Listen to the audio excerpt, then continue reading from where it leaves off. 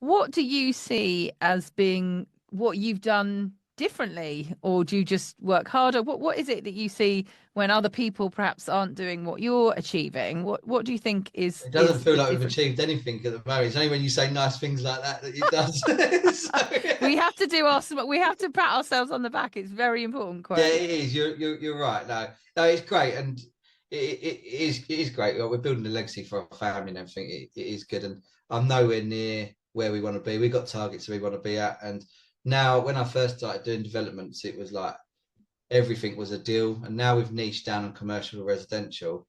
It's really now over the next 3 or 4 years, we know exactly how many projects we need. We know exactly, and it's taken us time. It's taken us time to realise that we've done some jobs that haven't turned out the best, and we've got a job at the moment which we bought a while ago, which hopefully should be kicking up again soon. But and things happen, but it's just you just got to pick, like in any business, you got to pick yourself up and keep going. And like I say, having business partners doing it is great, and it's yeah, it's good from the outside. It feels good from the outside, I think. But when you're always in the inside, you always still feel like you're climbing that ladder. And I'm pretty sure once we get to the target, it'll probably be another target in place. Like the training is a big thing for me. If I can do that and give back to trades and get people doing this would be amazing, really. So I love that. So you've sort of touched on a bit of your whys. You've mentioned your family and you're helping other trades.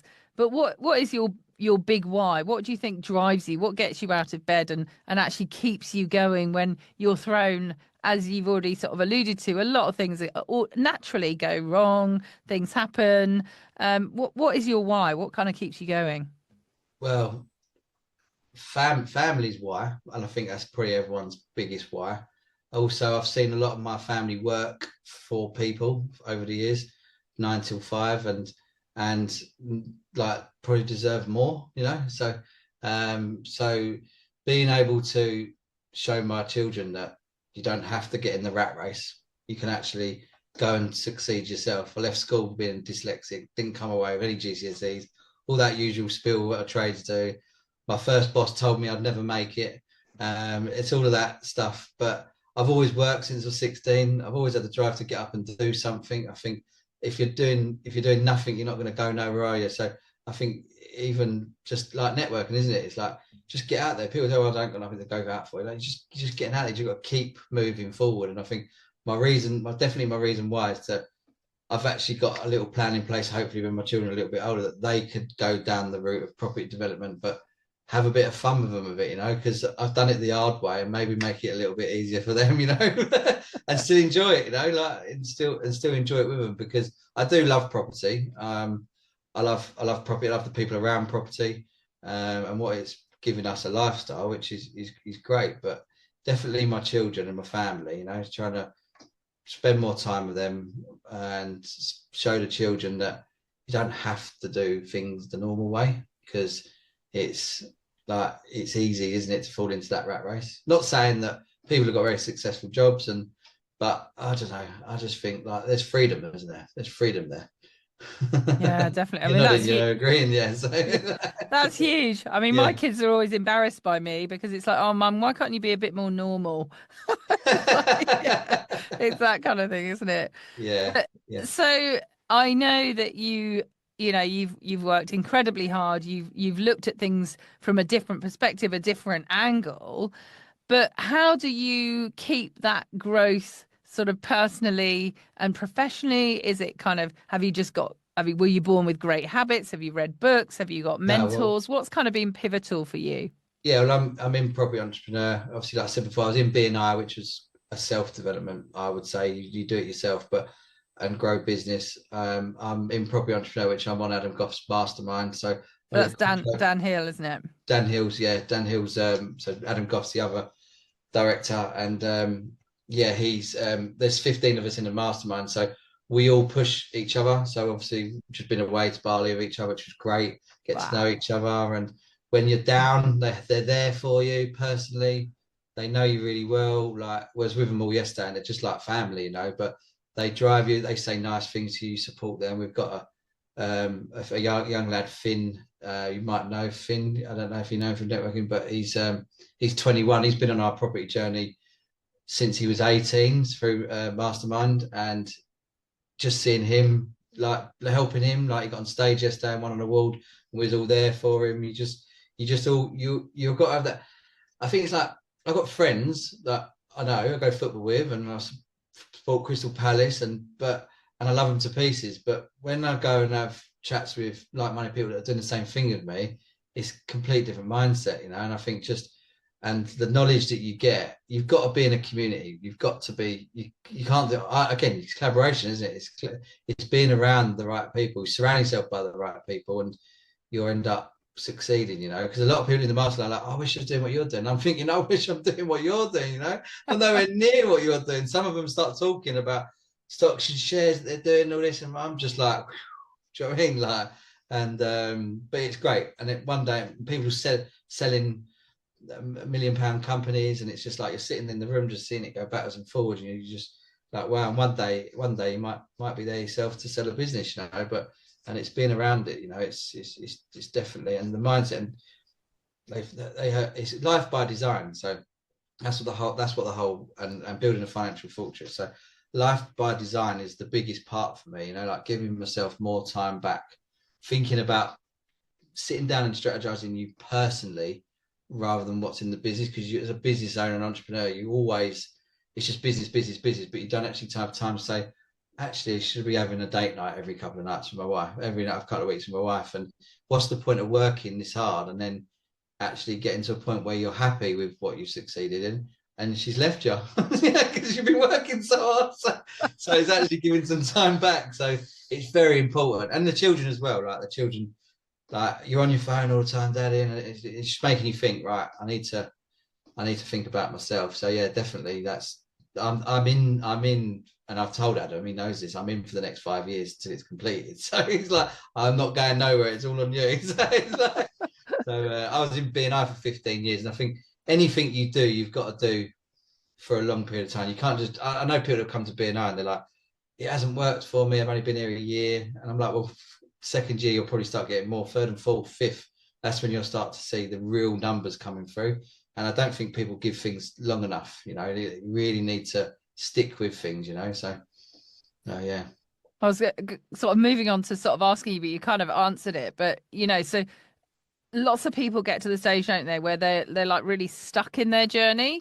And it Yeah. sounds like for you, you know, you've surrounded yourself by experts, support, people who really care for you. And inherently you've also had that longevity. You've not just gone, oh, I'm going to try. And I have that. Like you mentor people and they come back after 6 weeks and say, oh, I haven't managed to do it. You know, find my property, find a rent to rent, find a deal, find an investor. I think I need to change strategy. And it's kind of like, well, you've got to put a bit of work into it. You know, there's got to be. Yeah. So, you know, are those kind of the main things that you see to help people that are stuck, or have you got anything Yeah, I else think you so. would I think recommend? you've got to stick with it, haven't you? Because how can you learn otherwise, you know? Otherwise you're just gonna, you like, now we know commercial and residential, like I said, and we've gone through extensions, we've gone through new builds, we've gone through other stuff. Obviously you get to a point where you know your niche, and you stick with it. Like I think with them being around mentors and being around a good community, I think it's like you said about the business partners. Like you're not gonna. That's how the business partners come. You know, like maybe somebody in Mastermind might be a business partner with me and Suzanne one day because we've known them for 5 years in Mastermind. We've been to Bali with them. So it's about building relationships, isn't it? I don't see how you can build a relationship with someone for 6 months and go. So that's sometimes why I get a little bit held back on going to certain property events that are on like once a month, because I'm like, well, it's good it's on. If it's a good speaker there, maybe go to it. But how can you build a relationship with someone you see in once a month, like, and they might not even turn up the second time? Or so when you're in a close knit community, I think like you've really got to give it. You really got to give it your all. Like, well, year one was just saying hello. Year two is getting to know each other. Year three could be more, you know, 4 and 5 will hopefully pay off, like BNI did as well. BNI was 15 years and it really paid off at the end, and it was a big decision to leave BNI, you know, but the relationships that I wanted to grow at Property Entrepreneur would have affected some that I had with BNI. So it was like, right, I'd rather do one or the other, and I think you've got to stick with it. And I think I've done enough with BNI for 15 years. So I was like, I've given them my time. So yeah. Give a It's lot that back. new growth, isn't it, moving forward? Yeah, So yeah, I really want to. I mean, incredible journey, Craig, and I know you're kind of you're very humble about it, but you know you really. I'm always recommending you because we're quite local to each other, so I'm always like go and see Craig, and if any trades are talking about wanting to invest in property, I'm like head over to Craig. He's got the most appreciate amazing that. course, Thank so you. that's always the case. But what I want to do now is just do some very quick questions. So if you can Yeah, answer them quite quickly, yeah, that would okay. be great. But I've got, yeah, four quick questions. So Yeah. one, who has shaped your property journey the most? Oh, who has shaped my property journey the most? Oh, that's a hard, probably myself, to be honest, I because like of it. because of knowing what works best on our construction sites, if that makes sense. So going, like I said, with the new builds and other bits, extensions, I think like that's been a big winner for me over the last couple of years of actually saying no, we're not doing any other developments. We're sticking to commercial or residential. So I think myself on that regards. I absolutely love that. You know, you are the epitome of finding something that works and keeping niche and not having this shiny penny syndrome that most of us suffer with. Yeah. I mean, well done for that. Right, next one. What book has influenced your mindset the most? Oh, mindset. Um, well, the 5 a.m. club. So get up in Ah, the morning. So morning routines are very important to me. It's hard to keep to them all year round. There is certain parts of the year where it's hard, but like this um, morning. like this morning, yeah, like this morning. But no, 5 a.m. club's very much giving me a bit of time back for myself, organising my business a little bit more in the morning. So yeah, that's been a big one for mindset. That is, yeah, definitely. Yeah, I love Yeah, that. I wrote a book by getting up at 5 a.m. Took me a year, but I had that kind of hour and a half. So it's, yeah, it does yeah, make it. yeah, Um, definitely. I know you've kind of answered this, but these are the questions that I'm Yeah, asking everybody, so I'm going to still answer it. yeah. But if you could only invest in one type of property, what would it be and why? uh, Commercial residential because they're quick builds, and if you can get some commercial space on there, you can add it. You can do a bit of creative finance with suspensions and stuff like that. So I think commercial, you can go down the route of both worlds, residential and commercial there. Plus the builds are, I think, are easier personally. I like it. And you've already touched on a morning routine, but what's your non-negotiable morning routine activity? Non-negotiable. 45 minutes exercise in the morning. So if it's 2 times a week, it's probably more of a workout. The rest of the time is just a brisk walk. So and that's on a running machine at the moment because it's cold. I But yeah, absolutely love that. Oh, amazing, Craig. So, where can people kind of come and find out more? I know you've got a podcast, so it's Trades Developers Masterclass Podcast. Where can people come and find you if they want to come and talk to you, follow your journey, invest in you? yeah. Well, Facebook, I'm all over Facebook. I'm old school. I'm on Facebook. Mhm. So if they want to meet, go on Facebook.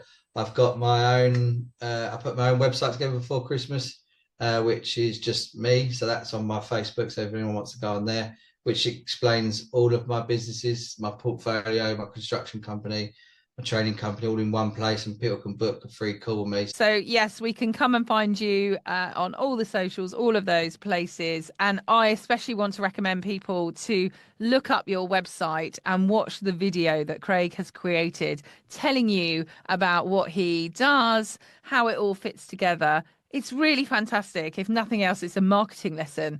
It is so good. So I'd highly recommend that. So again, thank you so much, Craig, for coming and joining us. You've been absolutely brilliant, a real inspiration. And just remember, everyone, that property success isn't just about what you do, it's about how you think. And when you combine, as Craig has clearly done, a strong strategy with an unstoppable mindset, there is literally no limit to what you can achieve. So do remember to reflect on today's episode and really consider what Craig's been doing and what might you take from what he does and get that into your property journey or into your maybe your mindset, your what you're doing. Think about what you can do. And of course, if you have anyone that you know who's struggling on their property journey, please share this episode, and it could be a game changer for them. And remember, the more people that we help, the greater we grow our own wealth in every sense of the word. So growing this community means that the potential we all have will grow on succeeding together. So just to finally close, thank you so much to Craig. Really appreciate you coming. And do remember, your mindset is your greatest property. Keep building it.